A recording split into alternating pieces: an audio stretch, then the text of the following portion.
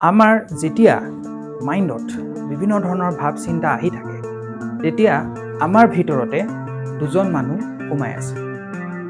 প্ৰথমজন হয় যোনে এই বস্তুবোৰ যিবিলাক ভাৱ চিন্তা আহি আছে, অৰ্থাৎ ধৰি লওক আপোনাৰ খং উঠি আছে, অৰ্থাৎ আপুনি বহুত ইম'চনেল হৈ আছে, অৰ্থাৎ আপোনাৰ বহুত দুখ লাগি আছে, এজনে কি কৰি আছে, এজনে সেই হিচাপত ৰিয়েক্ট কৰি আছে। আৰু আনজনে কি কৰি আছে, আৰু এজন আছে আমাৰ ভিতৰত, সেইজনে অবজাৰ্ভ কৰি আছে, মানে চাই আছে, এৱাৰ হৈ আছে, সচেতন হৈ আছে এই ভাৱ চিন্তাবিলাকক লৈ।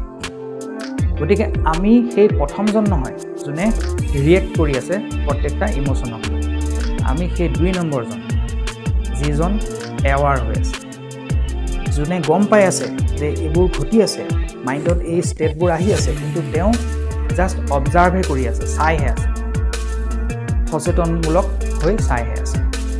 গতিকে এই যি 2 নম্বৰজন আমি সেই এৱাৰনেছটো হয়, আমি সেই ছেল্ফ এৱাৰনেছটো হয়।